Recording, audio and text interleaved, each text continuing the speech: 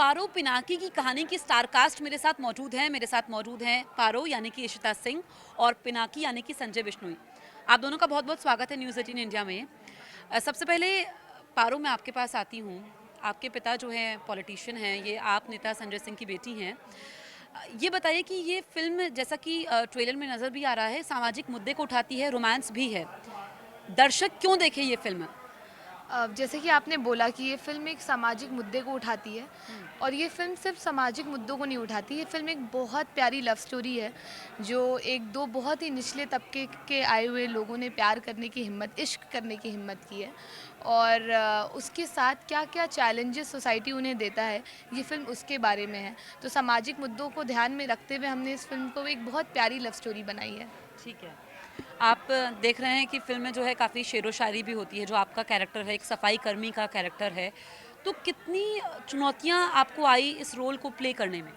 आह, बहुत ही कमाल का एक्सपीरियंस था बिकॉज़ जब मैं ये शूट करने गया तो मुझे ये पता चला कि फ़िल्म का बजट लिमिटेड है। अच्छा। तो जो जो भी नाले हैं, जो भी गटर है, उसमें मुझे खुद उतरना पड़ेगा। हुँ, तो वो काफ़ी चैलेंजिंग था मेरे लिए। हुँ। उस दिन मुझे ये रियलाइज़ हुआ कि जब आप पहली बार नाले में उतरते हैं, हमें तो कभी आप ज़रूरत उतरे? पड़ती नहीं है। मैं उतरा, हुँ, लेकिन आपकी आत्मा बाहर आ जाती है।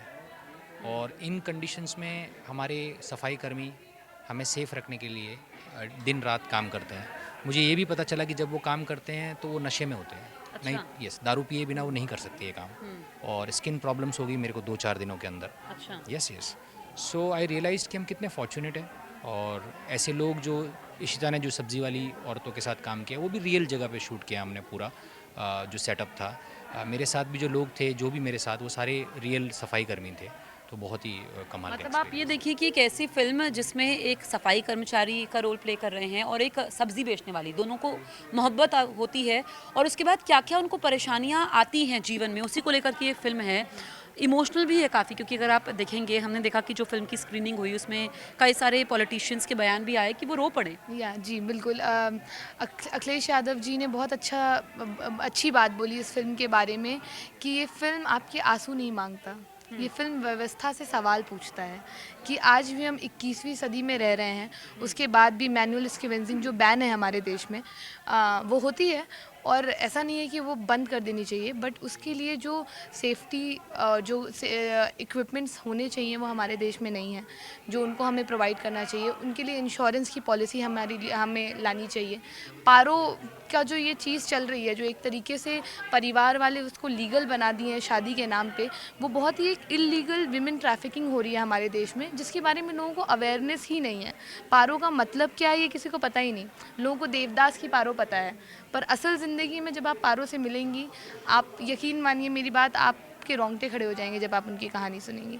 आपकी रूह काँप जाएगी अंदर से कि किस तरीके की ज़िंदगी वो जी रहे हैं, उसके बाद भी उस ज़िंदगी में वो खुश हैं और हम इतनी प्रिविलेज्ड लाइफ में भी कंप्लेन करते हैं। तो बहुत सारी चीज़ें हमने इस फ़िल्म में एज़ अ ह्यूमन सीखी है। एज़ एन एक्टर तो हमने काम करके सीखा ही, बट ज़िंदगी के बारे में, ज़िंदगी जीने के बारे में हमने बहुत कुछ सीखा है इस फ़िल्म से। जब हम उन लोगों से मिले, उनसे बात किए, बहुत ही दर्दनाक ज़िंदगी है उनकी। बिल्कुल। और ये जब हमने देखा ट्रेलर तो उसमें भी समझ में आया, क्योंकि ये जो फ़िल्म है, अगर मैं गलत नहीं हूँ तो सारे रियल लाइफ इंसिडेंट्स हैं, मतलब कि जो इसमें प्ले कर रहे हैं वो यस, एक्चुअल में सफाई कर्मचारी हैं, जो सब्ज़ी बेचने वाले हैं, यस। सब जगह रियल लोकेशंस में है। बिल्कुल। सो हमारे जो डायरेक्टर है रुद्र जादौन, उन्होंने हुँ, बहुत कमाल की कहानी लिखी है और उनका ये विज़न था कि जब हम फ़िल्म ये दिखाएँ, तो लोगों को उसकी ऑथेंटिसिटी बहुत ज़रूरी है। क्योंकि अगर उस वर्ल्ड में आप बिलीव नहीं करेंगे, अगर जिस दुनिया को आप देख रहे हैं उसमें आपका विश्वास ही नहीं है, हुँ, तो फिर आप उस फ़िल्म के साथ कुछ कर नहीं पाएँगे।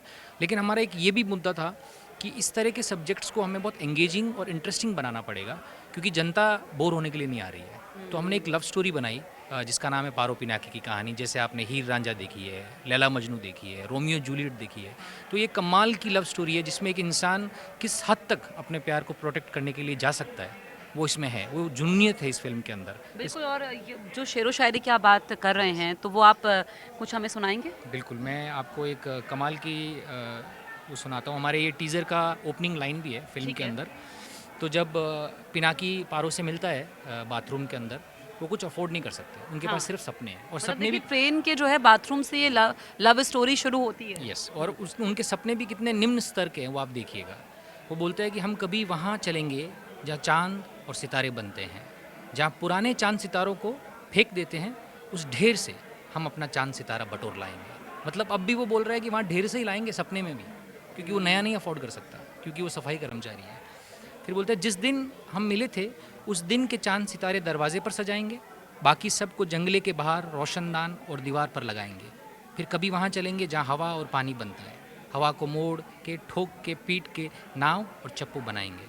तुम पानी में पैर डाले उसे अपनी पायल सुनाते रहना, मैं बस चप्पू चलाता रहूँगा। So this is a wishful thinking, because ये ऐसे लोग हैं जो कुछ अफोर्ड नहीं कर सकते। उस बाथरूम से बाहर निकल के उनकी कोई ज़िंदगी नहीं है, तो सिर्फ सपने देख सकते हैं। लेकिन उन सपनों को देखने की भी एक कीमत है जो उनको चुकानी पड़ेगी, उसके बारे में ये फिल्म है। बिल्कुल। और जो हमने सुना, जो हम देख रहे हैं कि ये हम देखते हैं कि सफाई कर्मचारियों का जीवन क्या होता है, लेकिन हम आंखें जो हैं वो मोड़ लेते हैं, मतलब हम देख करके भी कुछ करते नहीं हैं।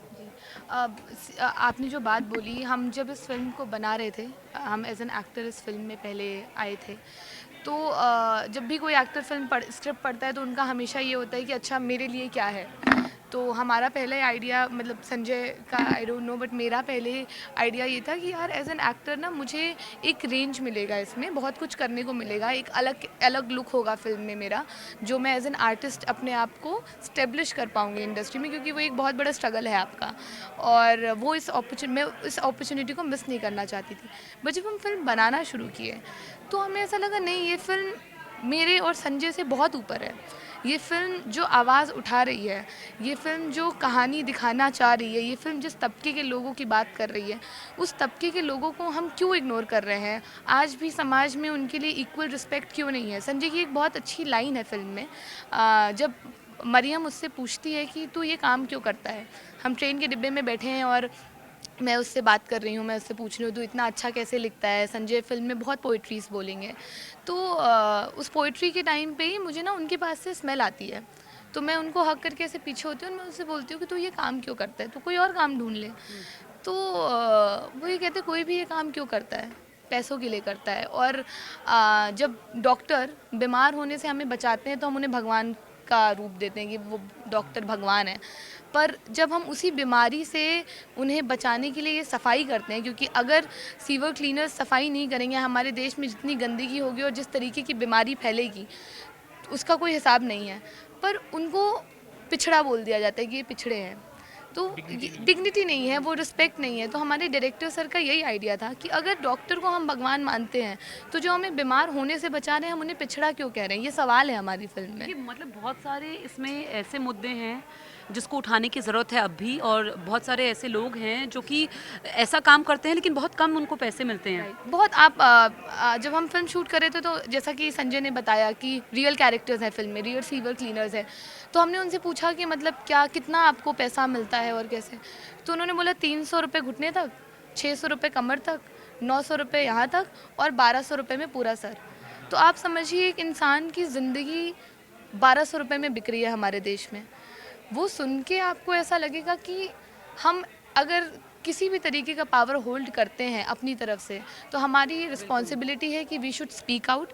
सिनेमा एक बहुत बड़ा माध्यम है और सिनेमा के माध्यम से आप बहुत लोगों तक पहुंच सकते हैं, क्योंकि ये एक एंटरटेनमेंट फील्ड है। बिल्कुल। और हमारा ये गोल भी है कि हम अगर ये फिल्म से कुछ भी कमाएं तो कम से कम 10,000 सेफ्टी किट्स हम इन लोगों तक पहुंचाएं, ताकि जब वो काम भी नहीं होते हैं। बिल्कुल नहीं होते, तो हम वो चाहते हैं कि हम वो करें। बिकॉज इस फिल्म का मेन मुद्दा ये था कि अगर हम इस फिल्म का हिस्सा बनते हैं और अगर ये फिल्म कुछ भी करती है तो उन लोगों तक वापस वो फ़ायदा पहुंचे जिनकी कहानी हम कहना चाह रहे हैं। रोल है, जैसे आपने बताया कि आप यहाँ पर टैंक में कूदे भी, क्योंकि ये कि आपने संतोष जैसी फिल्म में काम किया है, दिल्ली क्राइम सीरीज़ में भी आपने काम किया है, फिर इस तरह की फिल्म में काम करना। यस, दिल्ली क्राइम बहुत स्पेशल था मेरे लिए। वो निर्भया केस पे जो बना था, अनफॉर्चुनेट इंसिडेंट पे, रिची मेहता ने बहुत ही कमाल का डायरेक्शन किया है उसमें और इंटरनेशनल एमी भी जीता है भारत के लिए, तो वो मेरे लिए प्राइड का मोमेंट था। वो मेरा पहला प्रोजेक्ट था। पिछले साल संतोष ऑस्कर की शॉर्ट लिस्ट में थी ब्रिटेन से और कांस में भी सिलेक्टेड थी। तो ये सब मोमेंट ऐसे होते हैं कि आउट ऑफ बॉडी एक्सपीरियंस होते हैं। मैं एक बहुत छोटे से गांव से हूँ, जोधपुर से। अच्छा। मेरे पापा का सपना था कि मैं ये सब करूँ और कोविड में वो ही पास्ट हुए, तो मैं जो कुछ भी कर रहा हूँ उनके लिए कर रहा हूँ और आई होप कि he is watching all this and he would have been very happy. आज जिस तरीके जैसे इशिता के पापा सामाजिक कार्य करते हैं इतने कमाल के, और वो बहुत प्राउड है इशिता को लेकर, तो जब भी मैं उनको सुनता हूँ इस तरह से बोलते हुए तो मुझे मेरे पापा याद आते हैं। आप इमोशनल भी थोड़े हो Yes, रहे हैं। he was that kind of person. जो he was a truck driver. He started like a very small job in life. He reached a stage where he created everything, and he allowed me to do whatever I wanted to do. So this film is very special for me and for him. बिल्कुल, तो आपकी family ने, बाकी लोगों ने देखी screen? Yes, they were very proud. Like my dada is वो गांव में है, उनको मैं बुलाऊंगा मुंबई. बाकी बहुत लोग आए थे और बहुत खुश थे. अच्छा। Yes, thank देखिए you. भावुक भी हो गए हैं, और बिल्कुल जब बच्चे अच्छा करते हैं, और आप कह रहे हैं कि आपके पिता जहाँ कहीं भी हो आपको देख रहे होंगे और बहुत खुश होंगे। आप एक ऐसे बैकग्राउंड से आते हैं, संजय सिंह की आप बेटी हैं, पिता आपकी राजनीति में हैं और आपने फिल्मों को चुना। बचपन से ही मुझे एक्टिंग करनी थी, मुझे कैमरा बहुत पसंद था। और जब मैं स्कूल में थी तो मैं ड्रामा में पार्टिसिपेट करती थी। कुछ कोई किसी भी तरीके का कैमरे का कुछ होता था तो I used to participate in that. So since childhood I was very active in all these things.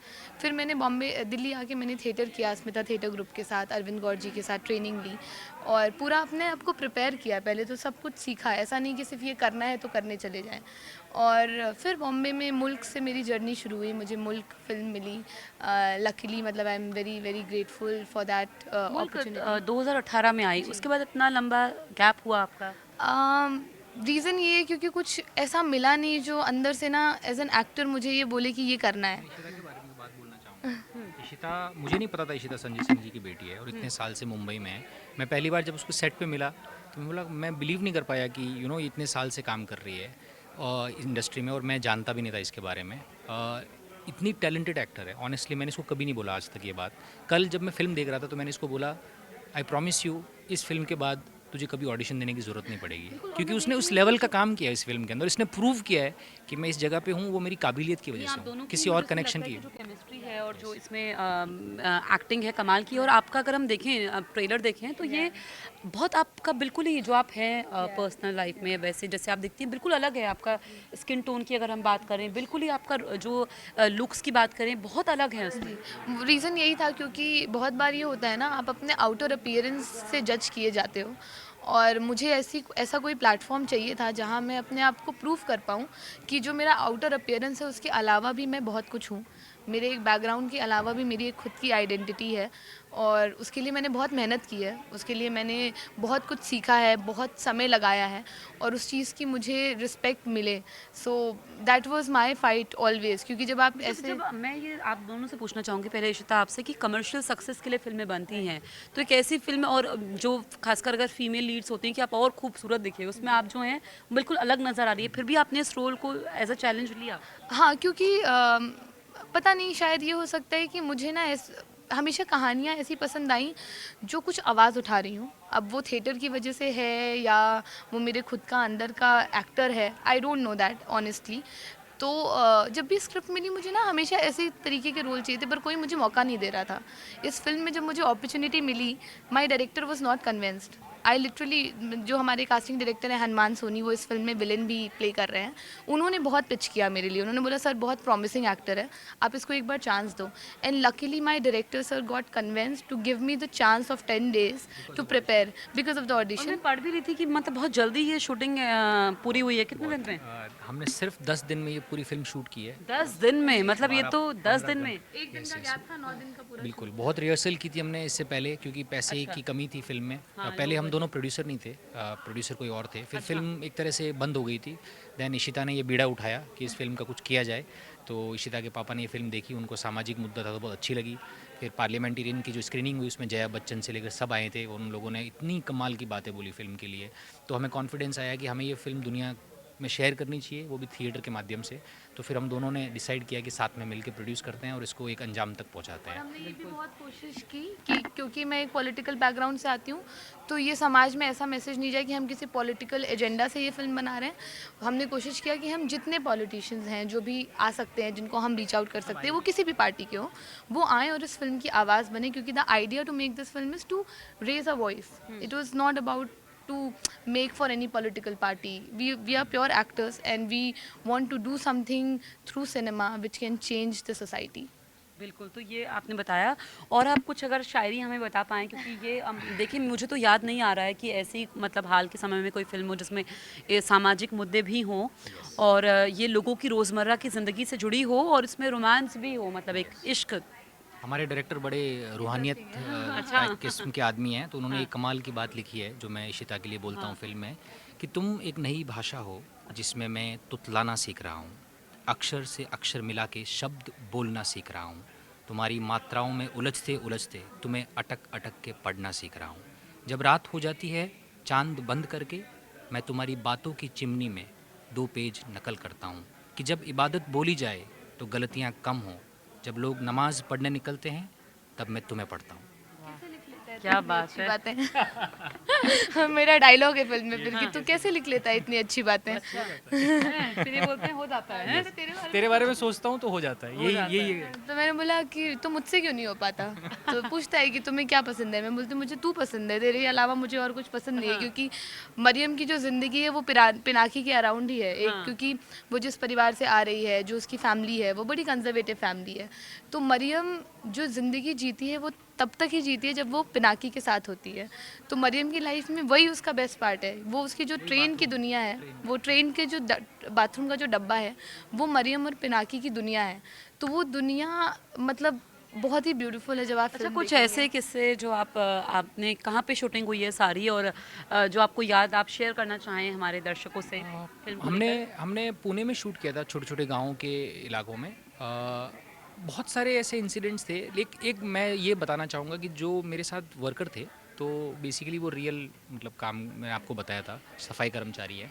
तो वो जब आते थे सेट पे तो वो ना उनके लिए पिकनिक जैसा था। वो हर दिन आते थे, साथ में काम कर रहे हैं और मुझे इतना कुछ बता रहे हैं, आप ये लाइन ऐसे बोलो, आपको ऐसे अच्छा। करना। हाँ हाँ, बहुत ही इनोसेंस से।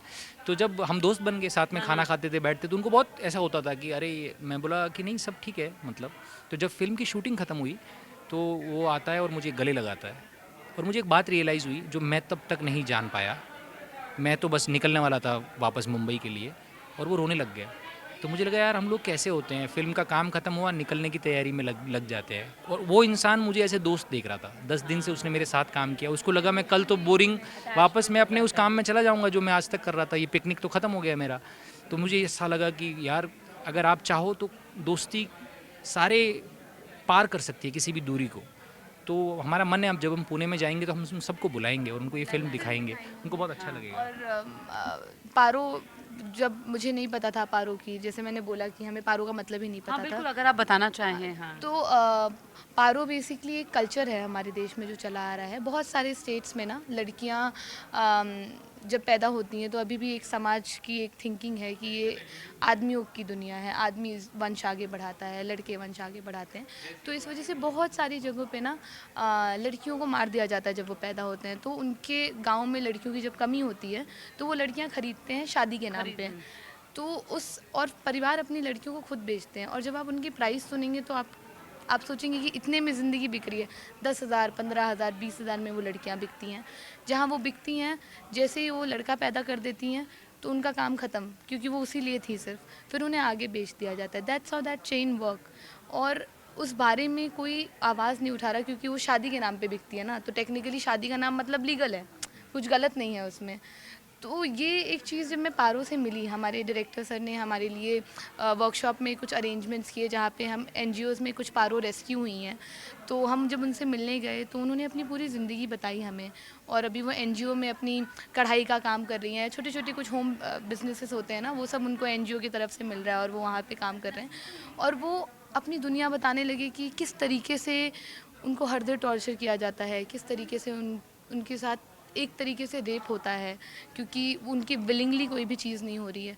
तो बहुत सारी ऐसी चीज़ें हमें सुन के ऐसा लगा कि हम बहुत प्रिविलेज्ड हैं, हम बहुत ही ज़्यादा प्रिविलेज्ड हैं। बिल्कुल, तो ये है। और जिस तरीके से उन्होंने बताया कि लड़कियों की खरीद फरोख्त का भी ये जो पूरी फिल्म है इसमें दिखाया गया है। आखिरी के 2 सवाल, एक सवाल आप दोनों से होगा। तो अब आप जल्दी से, क्योंकि हम इसको ख़त्म कर रहे हैं और ज़्यादा से ज़्यादा लोग इसको देखें और आप लोग की एक्टिंग को भी देखें, तो आप क्या कहना चाहेंगे दर्शकों मैं से? सिर्फ ये कहना चाहूँगा कि हमारी फ़िल्म का म्यूज़िक बहुत कमाल है। विकी कलेर ने बहुत कमाल के 2 गाने गाए हैं, और ब्रिटो खंगचियन जो हमारे कंपोज़र है कबीर कैफ़े, उन्होंने 5 बहुत कमाल के गाने बनाए हैं फ़िल्म के लिए। और दूसरा, हमें इस फ़िल्म पे इतना कॉन्फिडेंस है कि अगर आप हमारी फ़िल्म का टीज़र और ट्रेलर देखते हैं और अगर आपको लगता है कि ये फ़िल्म डिज़र्व करती है आपके 200 रुपये, तभी देखने जाना। हमें इतना विश्वास है इस फिल्म पे। सो अच्छा, प्लीज़ कंसिडर करना, एक बार हमारा ट्रेलर देखना। कॉन्फिडेंट है इतना है पारो पिनाकी की कि कहानी का आप ट्रेलर घर देख घर लो, तक पहुंच जाए हैं। आप रुक नहीं पाओगे, आप एडवांस बुकिंग अच्छा करोगे। इशिता, आप ये बताइए, फिर तो ये आएगा कि आप संजय सिंह की बेटी हैं, आप पॉलिटिक्स में कब आ रही हैं? अभी तो मैं फ़िलहाल एक्टिंग बहुत इन्जॉय कर रही हूँ। तो कोई विचार? हाँ। पता नहीं, हमें हमारे कल का पता नहीं होता, तो मैं इतनी लंबी प्लानिंग तो पता नहीं सोच ही नहीं पाऊँगी। अभी फ़िलहाल दिमाग में ये चल रहा है कि 6 फरवरी को फ़िल्म रिलीज़ हो रही है, पारो पिनाकी की कहानी। जिस कॉज़ से, जिस आइडिया से हमने बनाया है, वो लोगों तक पहुँच जाए, हम एक चेंज ला सकें, हमारे लिए वो सक्सेस होगी फिल्म की। Then we'll start working on the next project. तो अभी तो फ़िलहाल दिमाग में वो चल रहा है।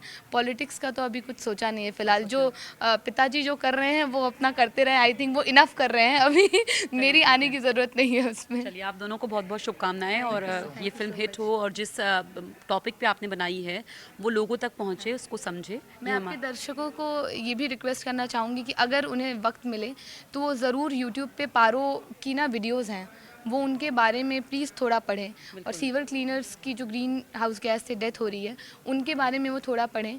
आई एम श्योर आप बहुत मूव होंगे जब आप उनकी कहानी पढ़ेंगे। आपको खुद फील होगा कि हमें एक आवाज़ बननी चाहिए। बिल्कुल, क्योंकि एक सफाई कर्मचारी जो कि यहाँ पर संजय ने प्ले किया है, और किस तरीके से सब्जी बेचने वाली लड़की से उसको मोहब्बत होती है और क्या क्या परेशानियाँ उनको झेलनी पड़ती है, और जो लड़कियों की खरीद फरोख्त का मामला है ये भी उसमें उठाया गया है। तो मुझे लगता है कि कंप्लीट पैकेज ये फिल्म है जिसको देखना चाहिए। ये आप लोगों से बातचीत करके हमें भी लगा है। ठीक है, आप कमेंट करके हमें ज़रूर बताइए। 6 फरवरी को ये रिलीज़ हो रही है, और कमेंट्स आप करते रहिए और देखते रहिए news 18 India. Thank you. Thank you.